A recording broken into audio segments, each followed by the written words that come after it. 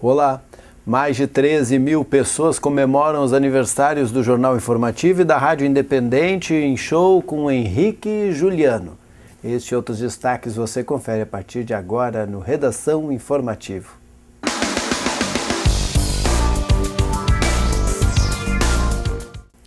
E uma colisão envolvendo 3 veículos no quilômetro 345 da BR-386 resultou em danos materiais e lentidão na rodovia. Foi por volta das 9h50 da noite deste domingo.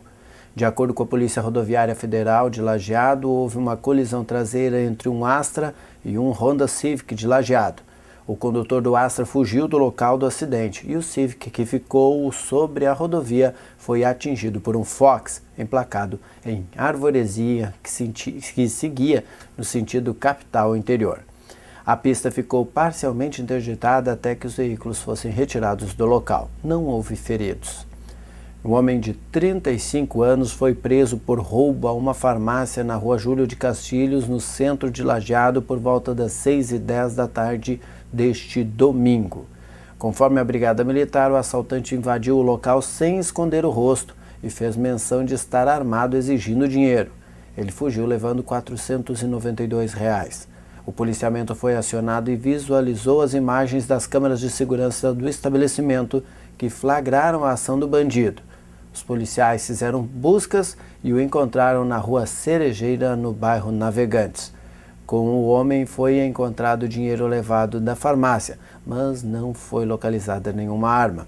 Ele foi encaminhado para o registro do flagrante na Delegacia de Pronto Atendimento de Lajeado e depois foi recolhido ao Presídio Estadual de Encantado. E de acordo com a Brigada Militar, ele é natural de Venâncio Aires e tem diversas passagens pela polícia. Um homem de 29 anos foi preso por tentativa de furto a um veículo na noite deste domingo no bairro São Cristóvão. Ele foi flagrado pelos policiais por volta das 8h30 da noite tentando furtar uma moto na rua Visconde do Tamandaré. Depois do registro do flagrante na Delegacia de Polícia de Pronto Atendimento, ele foi encaminhado ao Presídio Estadual de Lajeado. De acordo com a Brigada Militar, o homem tem diversas passagens pela polícia por furtos e roubos. E em fiscalização do trânsito do Grupo Rodoviário da Brigada Militar de Encantado, neste domingo, 39 motoristas foram autuados por excesso de velocidade na ERS 129 entre Arroio do Meio e Encantado. O limite da rodovia é de 80 km por hora. Já 5 condutores foram autuados em frente ao posto policial no quilômetro 68 da RS em Encantado, pela recusa de realizar o teste do etilômetro entre o domingo e a madrugada desta segunda-feira. E um veículo dirigido por um homem de 34 anos caiu em um arroio no sábado por volta das 8h45 da noite. Foi na VRS 811, no quilômetro 3. Ele foi socorrido pelo SAMU de Lajeado e encaminhado ao Hospital São José, em Arroio do Meio. O homem precisou ficar internado por 12 horas. Segundo o boletim de atendimento, o motorista apresentava visíveis sinais de embriaguez. E sábado, por volta das 6h20 da tarde, no bairro Boa União, uma mulher de 65 anos morreu após seu veículo se chocar contra uma grade de ferro. Ela estava saindo de sua residência de carro e teria engatado a ré e batido contra a grade de ferro da casa do vizinho da frente. O Corpo de Bombeiros de Estrela foi chamado e prestou os primeiros socorros, mas não conseguiu reanimá-la. Ela foi encaminhada ao Hospital Estrela, onde constatou-se o óbito. O médico plantonista informou uma possível fratura da coluna vertebral. Segundo a mulher, ou segundo a família, aliás, a mulher já havia feito 3 cirurgias na coluna, na região do pescoço. Piscicultura é a alternativa para aumentar a rentabilidade das propriedades no estado. O Newton Schiller traz mais informações. Henrique Bartels, engenheiro agrônomo da Emater, é o nosso entrevistado de hoje. Muito bom dia. Bom dia. Então, que ações o Estado tem implementado aí para tentar aumentar esse tipo de negócio no Estado? O Estado hoje, a Emater, 324 escritórios, nossos dos 494 que nós temos, trabalham com alguma atividade em piscicultura, né? Orientando na construção dos viveiros, orientando na qualidade da água, orientando no manejo, na despesca, desculpa. Então, são práticas comuns, né, na reforma de viveiros, né, dos agricultores. Hoje, uma assistência técnica gratuita, né? Ela é gratuita, né? Hoje nós trabalhamos com em torno de 6.000 piscicultores, né, que tem um espelho d'água de em torno de 3.000 hectares, né, e com uma produtividade de em torno de 1.900 quilos por hectare por ano, né? A média do estado hoje é de 850 quilos por hectare por ano. E que tipo de peixe é produzido? No Rio Grande do Sul nós produzimos 80% são carpas, né? 12% são tilápias e 4% jundiá e as demais o restante. Quer dizer que a maior produção é carpa, na verdade é um tipo de peixe que é bem aceito no mercado consumidor. E os agricultores também se adaptaram bem ao sistema de produção, à tecnologia de produção das carpas, né? Ela também se adaptou ao estado do Rio Grande do Sul. A principal espécie, são 4 carpas produzidas no Rio Grande do Sul, a capim, a húngara, a prateada e a cabeça grande, mas a carpa capim representa 30% da nossa produção hoje. Depois a segunda é a carpa húngara, né? Como é que é a alimentação desses peixes e o tipo de cuidados que tem que se ter com esse tipo de viveiro? A alimentação dos peixes, a grande maioria dos agricultores, hoje nós temos 50.000 produtores de peixe no Rio Grande do Sul, em 20.000 hectares de espelho d'água, né? E a nossa produção é de 17.000 toneladas. Mas a alimentação dos peixes, na grande maioria, é com alimento produzido dentro do próprio viveiro, né? Por exemplo? São algas, né? São zooplâncton, fitoplâncton, que essa é a principal. Hoje, 60% dos produtores ou mais são de forma extensiva, né? Eles colocam os alevinos e deixam os peixes se criar com os próprios alimentos gerados dentro do próprio viveiro. E qual é o destino dessa produção? Hoje a grande comercialização são em feiras nos municípios e principalmente durante a Semana Santa, né? Este ano nós trabalhamos em 390 escritórios, né, trabalharam durante a Semana Santa em 347 feiras, né, que representou 800 e poucos dias com feira no Rio Grande do Sul, uma comercialização de 3.200 toneladas. Né. Foi superior à do ano passado? Essa comercialização? Praticamente quase que a mesma do ano passado, né? Embora o ano passado o nosso levantamento foi de 418 escritórios e esse ano foi de 390, né? Então, certamente que foi igual ou superior à do ano passado. Agora, para o pequeno agricultor, qual é o ganho assim, que ele tem na sua renda mensal com a produção de peixes? Se tem uma ideia, um percentual mais ou menos? A média dos nossos produtores hoje é de 0,4 hectares, né? Se nós colocarmos em torno de 850 quilos, dá mais ou menos 400 quilos de peixe a R$ 6 ou R$ 7, dá uns 2.400, 2.500 por mês. Reais por ano. Porque eles são tudo piscicultores pequenos, né? 97% dos nossos criadores de peixe do Rio Grande do Sul tem menos do que 2 hectares de espelho d'água, né? Com uma média então de 0,4 hectares por produtor, né? A grande maioria se enquadra dentro da agricultura familiar. O ideal seria um espelho d'água grande, então? Não, nós até trabalhamos com espelhos d'água pequenos, né? Porque isso facilita o manejo dos piscicultores. Ele pode ter até uma área grande, mas dividido em vários viveiros, né? Sim. Que nós hoje estamos trabalhando em torno de 1.000 metros quadrados cada um. Um viveiro de 20 metros de largura por 50 metros de comprimento. Então, se o agricultor quer ter uma área, um espelho d'água maior, ele aumenta o número de viveiros, né? A média no Rio Grande do Sul é em torno de 1,5 viveiros por produtor, né? Agora, que orientação o senhor daria àquele pequeno agricultor que gostaria de fazer este tipo de investimento na piscicultura? A primeira necessidade dele é a questão da água, né? Se ele tem água disponível e a qualidade desta água, né? E depois a construção do viveiro, né? Um viveiro retangular de preferência, com 20 metros de largura 1,50 metros de comprimento, até pode ser mais comprido, né? Mas não muito largo, porque dificulta a despesca, né? Aí ele precisa de uma rede muito grande para fazer, para tirar esses peixes de dentro do viveiro, né? Perfeito. Então tá, este foi o engenheiro agrônomo da Emater, Henrique Bartels, falando sobre a piscicultura aqui no estado. Muito obrigado então pela sua participação aqui no Espaço Público. Muito obrigado.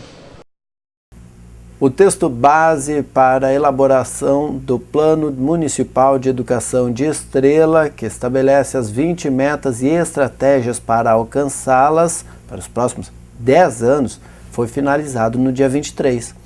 A comissão organizadora, reunida na Secretaria de Educação, analisou todas as sugestões recebidas de forma online.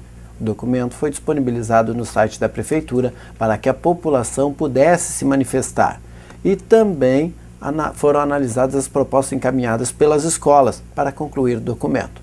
O próximo passo agora é a votação do texto final, o que vai ocorrer durante o Fórum Municipal marcado para o dia 15 de maio. Nessa oportunidade, representantes das escolas, como pais, professores, alunos e funcionários, e da sociedade civil em geral, vão votar as 20 metas e as mais de 180 estratégias que compõem o documento. Entre as metas, o secretário de Educação, Marcelo Malman, destaca, por exemplo, a que estabelece a universalização da educação infantil, da pré-escola até 2016, para crianças de 4 e 5 anos de idade, e amplia a oferta de creches de forma a atender 65% das crianças com até 3 anos de idade até o final da vigência do plano. Ele cita também a meta de elevar a taxa de alfabetização de população com 15 anos ou mais para 98% até 2018, e a que estabelece que o município deverá oferecer educação em tempo integral em no mínimo 50% das escolas públicas, para atender pelo menos 20% ou 25% dos alunos da educação básica. E a Receita Federal já recebeu 18 milhões e 300 mil declarações do Imposto de Renda à Pessoa Física até esta segunda-feira. Acompanhe com Ana Gabriela Labres. Para pouco mais de 18 milhões e 300 mil contribuintes já enviaram a declaração do Imposto de Renda, segundo o último balanço divulgado nesta segunda-feira pela Receita Federal. Ao todo, são esperadas 27 milhões e 500 mil declarações. Portanto, esses cerca de 9 milhões de contribuintes que estão deixando para a última hora, já que o prazo termina nesta quinta-feira, 30 de abril, devem ficar atentos, porque, segundo a Receita, o prazo não vai ser prorrogado e quem não declarar fica sujeito a multa mínima no valor de R$ 165,74. Mais informações e dicas sobre a declaração você pode encontrar no site www.receita.fazenda.gov.br. De Brasília, Ana Gabriela Salles. Ocorre nesta quinta-feira, às 18 horas, no auditório da Unidade de Saúde do bairro Olarias, a primeira plenária preparatória para a 6ª Conferência Municipal da Saúde. O evento visa avaliar a evolução da saúde nos últimos 10 anos, diagnosticar o estado atual e elaborar propostas para os próximos 4 anos. O encontro serve para a preparação para a 6ª Conferência Municipal de Saúde, que acontece no dia 11 de junho na Univates. 5 plenárias serão realizadas por região da cidade. Os responsáveis pelos encontros serão a Prefeitura de Lajeado e a Univates. O objetivo é aproximar o debate com as comunidades e, a partir daí, colher sugestões para as diretrizes do plano ou da saúde local.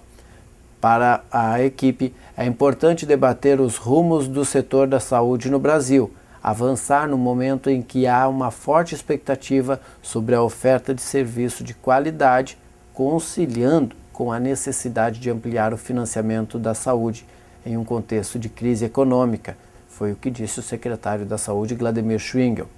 Para este encontro, são esperados participantes dos bairros Olarias, Santo André, Campestre, Planalto, Centenário, Igrejinha e Imigrante.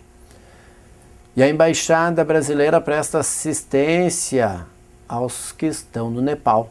Daniela Almeida tem as informações. Bom dia a todos. O terremoto que atingiu o Nepal no último sábado matou mais de 3.800 pessoas, de acordo com o balanço divulgado nesta segunda-feira pelas autoridades locais. Mais de 6.500 pessoas ficaram feridas e outras milhares estão desabrigadas. O tremor destruiu estradas, edifícios, monumentos e parte da infraestrutura local. De acordo com o Ministério das Relações Exteriores do Brasil, até o momento não há informações sobre a presença de brasileiros entre as vítimas fatais. Até agora, as famílias de 79 cidadãos brasileiros que estavam no Nepal entraram em contato com o Itamaraty. E deste total, 60 já foram localizados após os tremores. Os brasileiros já localizados não sofreram ferimentos e estão recebendo toda a assistência possível da Embaixada do Brasil em Katmandu, a capital do país. A embaixada está mobilizada para prestar o apoio necessário aos cidadãos brasileiros que se encontram no Nepal. Há pouco, o Ministério das Relações Exteriores confirmou que funcionários da Embaixada do Brasil em Nova Delhi, na Índia, vão se deslocar até Katmandu e que vai ser criado um posto no aeroporto nepalês identificado com cartazes e bandeiras brasileiras. O Itamaraty divulgou telefones disponíveis de emergência para informações para ligações feitas a partir do Brasil. Entre 8 horas da manhã e 8 horas da noite, os telefones fixos são DDD 61 2030 8804 e também o final 8805. Já o celular de plantão 24 horas é o 61 8197 2284. Repetindo, 61 8197-2284. E para ligações feitas a partir do Nepal, o telefone disponível é este que você vê aqui no vídeo. O Ministério das Relações Exteriores também pode ser contatado por e-mail, que é o dac@itamaraty.gov.br, repetindo, dac@itamaraty.gov.br e também pelo Facebook ou pelo Twitter. No último sábado, o Ministério das Relações Exteriores e o Itamaraty e o Palácio do Planalto emitiram notas de pesar pela perda das vítimas neste desastre e também pela significativa destruição material do país. A presidenta Dilma Rousseff declarou solidariedade às vítimas e aos familiares delas. De Brasília, Daniela Almeida. Acompanhe agora o comentário da nutricionista Elizabeth Weisman. Olá! Hoje vou falar sobre aditivos alimentares muito utilizados na indústria alimentícia para dar sabor, cor, textura e também para aumentar o tempo dos produtos nas prateleiras. Sempre digo aos meus pacientes que quando forem comprar algum produto industrializado, leiam o rótulo e verifiquem o prazo de validade. Quanto mais longo, pior é. Calma, vou explicar. É que esses produtos não fornecem nenhum benefício nutricional e alguns especialistas questionam seu consumo diário, podendo causar alergias, irritação estomacal e hiperatividade. Geralmente, esses aditivos são encontrados em produtos de baixo custo, como biscoitos, cereais matinais, refrigerantes, gelatinas, sucos artificiais, balas, entre outros. E você sabe quais são esses aditivos?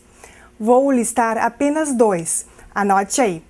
Benzoato de sódio, ou a sigla E211, conservante encontrado em recheio de biscoitos, com sabor de frutas, doces, molhos para saladas, refrigerantes de cereja, e o mal que pode causar é inchaço, asma e suspeitas de estar ligado com hiperatividade na infância. E o outro aditivo é o glutamato monossódico, ou a sigla MSG, um dos aditivos mais utilizados pela indústria para melhorar o paladar dos produtos. Este aditivo acaba anestesiando nosso paladar e fazendo com que queiramos cada vez mais produtos alimentícios. Quanto mais comemos, mais queremos comer. Sabe qual o prejuízo que ele causa? Afeta a memória, concentração, depressão, epilepsia e esquizofrenia.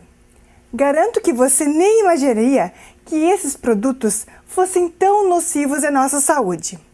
Uma ótima semana a todos! Obrigado, Elizabeth. E com a presença do governador José Ivo Sartori, da secretária extraordinária de Políticas Sociais Maria Helena Sartori e do secretário da Saúde João Gabardo dos Reis, foi aberta na manhã desta segunda-feira a campanha de vacinação contra a gripe no Rio Grande do Sul. De forma inédita, a imunização se inicia no estado na semana anterior à abertura do resto do país, com o objetivo de vacinar a população antes das quedas de temperatura. A meta é imunizar 80% das cerca de 3 milhões e 500 mil pessoas que fazem parte dos grupos de risco. São pessoas com 60 anos ou mais, trabalhadores da área de saúde, povos indígenas, crianças na faixa etária de 6 meses a menores de 5 anos de idade, gestantes, puérperas, que são as mães dos recém-nascidos com até 45 dias, portadores de doenças crônicas e outras condições clínicas especiais, e a população privada de liberdade, além dos funcionários do sistema prisional. A definição da população-alvo leva em conta os grupos que têm maior risco de desenvolver complicações decorrentes da influenza. No ano passado, 80% dos óbitos causados pelo vírus da gripe foram entre pessoas que estavam nos grupos prioritários, mas não se vacinaram. O apelo da Secretaria da Saúde é que as pessoas que fazem parte desses grupos compareçam às 1.800 unidades básicas de saúde na primeira e segunda semanas de vacinação. A campanha seguirá até 22 de maio. Para o dia 9, está marcado o dia D, quando os postos de vacinação estarão abertos no fim de semana. A vacina protege contra 3 tipos de gripe do influenza, que é o causador da gripe A, H1N1, A, H3N2 e B. Neste ano, foram registrados até o momento 2 casos de influenza no estado, um em Canoas e um em Santa Cruz do Sul. Em 2014, o Rio Grande do Sul registrou 189 casos confirmados, dos quais 25 vieram a óbito. Em relação ao ano anterior, houve queda de 66% no número de ocorrências e de óbitos, já que em 2013 foram 563 casos com 73 mortes. Em imigrante, aqui no Rio Grande do Sul, ou aqui no Vale do Taquari, vale destacar que o dia D não será no dia 9, porque nesse dia o município estará em comemoração do seu aniversário, estará em festa. Então o dia D imigrante será no sábado, dia 16. Cerca de 89% das obras de infraestrutura dos Jogos Rio 2016 já estão prontos. Alessandra Esteves traz as informações. O plano de legado dos Jogos Olímpicos Rio 2016 faz parte do compromisso do governo em garantir benefícios para a população após o evento. São 27 projetos de obras de infraestrutura e políticas públicas nas áreas de mobilidade, meio ambiente, urbanização, esporte, educação e cultura. Desse total, 14 projetos são executados pela Prefeitura, 10 pelo governo do Estado e outros 3 pelo governo federal. Até o momento, 89% estão com contratos em execução ou obras em andamento, sendo que 3 deles já foram concluídos. Os projetos somam mais de 24 bilhões de reais. Além desse benefício esportivo, há também para a cidade um incremento substancial na recuperação de áreas como essa região do Porto, que não estavam voltadas à atividade do cidadão carioca e que vão ser revertidas para o cidadão carioca e para os turistas que visitam a cidade todos os anos. A Sicredi Ouro Branco recebeu mais um selo carbono neutro do Programa Energia Verde em Harmonia Ambiental, desenvolvido pela Sertel. O presidente Silvio Landmaier, acompanhado do vice-presidente Inácio Berwanger, do diretor executivo Neuri Hernani Abel e da assessora de relacionamento Margarete Malman, recebeu a certificação do presidente da Sertel, Erineu Hennemann, e da engenheira ambiental do Departamento do Meio Ambiente, Tatiana da Costa. Dessa vez, a Sicredi Ouro Branco plantará 909 mudas de árvores para neutralizar 181 toneladas de carbono equivalente provenientes das suas atividades. Nos anos anteriores, foram plantadas 2.576 árvores para neutralizar 514 toneladas. Henneman e Tatiana também apresentaram dados em relação ao programa que é desenvolvido desde 2007, com a consultoria da empresa Max Ambiental. Desde então, 69 instituições públicas e privadas já plantaram mais de 127 mil mudas de árvores, neutralizando 25 toneladas de carbono equivalente. E o Senado volta a analisar regulamentação do trabalho doméstico. A Carla Benevides traz as informações. Estendeu direitos trabalhistas a empregados domésticos foi promulgada em abril de 2013. Meses depois, o Senado aprovou um projeto de lei para regulamentar benefícios como seguro-desemprego, fundo de garantia e adicional noturno. Pelo texto, há vínculo empregatício para serviços prestados por 3 ou mais dias na semana. A jornada fica limitada a 8 horas diárias e 44 horas semanais. A atual contribuição do trabalhador para o INSS continua variando entre 8% e 11%, de acordo com a faixa salarial. E o recolhimento de 8% do salário para o Fundo de Garantia por Tempo de Serviço, hoje facultativo, passa a ser obrigatório.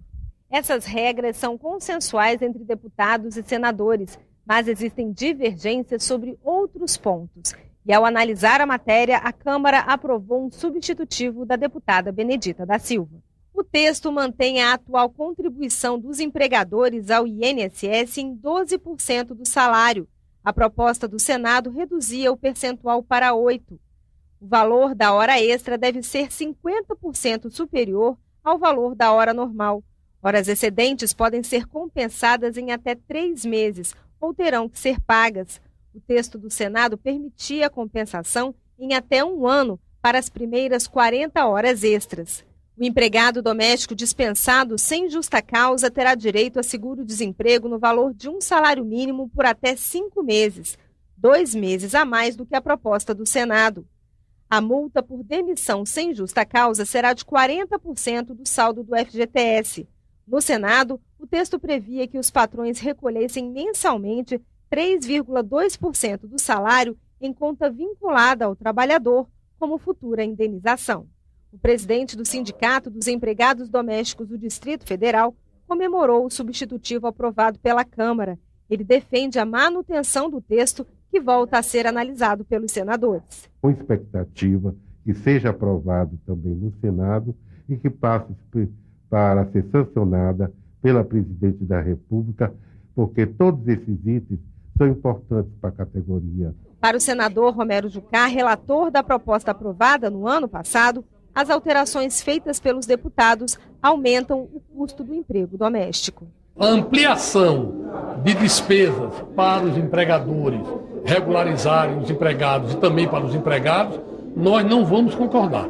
Num momento, inclusive, de dificuldade econômica como o Brasil vive, isso vai criar dificuldade para os próprios empregados. E nós não queremos isso. A ideia do projeto é exatamente regularizar, formalizar o trabalho, facilitar a empregabilidade.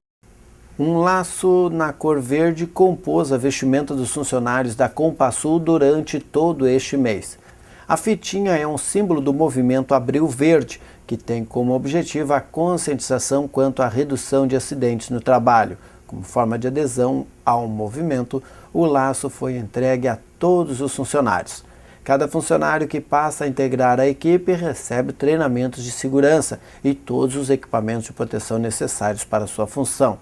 É incentivado constantemente para que se exerça as atividades diárias com responsabilidade, tanto no trabalho quanto em casa, explica o técnico de segurança do trabalho Daniel Schneider.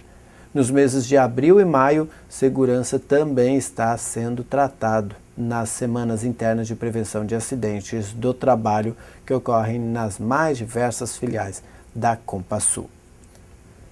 E com os versos da canção Faz Tempo, um dos sucessos da dupla Henrique e Juliano, foi dado início à apresentação em Lajeado, que durou cerca de 1h30.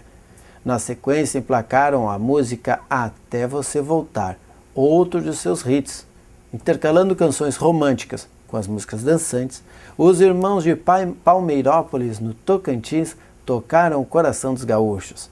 Para o apresentador e comunicador das rádios Tropical e Independente, Fabiano Conte, este sucesso teve origem na união das duas forças da comunicação no Vale do Taquari, o Grupo Independente e o Jornal Informativo do Vale. Estamos considerando este como o show do ano, o que reforça esta parceria dos grupos de comunicação e consolida Lajeado para voltar a receber grandes espetáculos e retornar ao circuito dos shows nacionais. A noite esteve agradável e o público animado. É um clima de festa, comemorou Fabiano Conte. Segundo as relações públicas da Rede Vale de Comunicação, Dani Kilp, o show da dupla foi sucesso desde a divulgação, sendo muito bem recebido pelos leitores e pela comunidade. A parceria entre o Informativo e a Rádio Independente, junto com Django e GDO, só reforçou a qualidade e credibilidade dos nossos eventos, levando mais de 13 mil pessoas ao Parque do Imigrante. Lajeado e região merece shows de porte nacional como este, acrescentou a Relações Públicas da Rede Vale, Daniele Kilp. E saiba como será a terça-feira com o jornalista Rodrigo Nascimento e a previsão do tempo.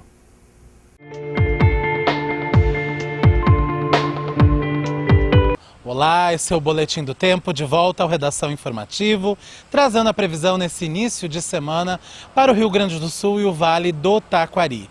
E nesta terça-feira o tempo muda no estado. Uma área de instabilidade vinda do oceano deixa o tempo mais nublado em toda a faixa leste e na região centro do Rio Grande do Sul. O que isso quer dizer? Que vai ter sol entre nuvens amanhã no Vale do Taquari. Mas, por enquanto, os meteorologistas descartam a possibilidade de chuva. Vai ter só um aumento significativo da nebulosidade ao longo do dia. As temperaturas também não mudam muito. O dia amanhece mais fresquinho e à tarde vai esquentando com máximas perto dos 30 graus. Mas vamos ver como fica a previsão aqui na nossa região? Em Lajeado, a terça-feira amanhece com sol entre nuvens. A mínima prevista é de 16 graus e a máxima alcança os 25 graus nesta terça-feira. Em Encantado tem um pouco mais de nebulosidade, mas também não chove e o sol aparece. A mínima é de 15 graus e a máxima prevista para essa terça-feira alcança os 25 graus em Encantado.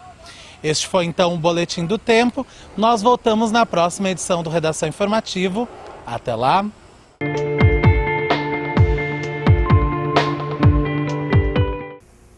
Obrigado, Rodrigo. Este foi o Redação Informativa desta segunda-feira, 27 de abril. Na sequência tem o Papo de Boleiro. Nós voltamos em edição inédita amanhã às 6h30 da tarde. Você acompanha a nossa programação também no www.tvinformativo.com.br.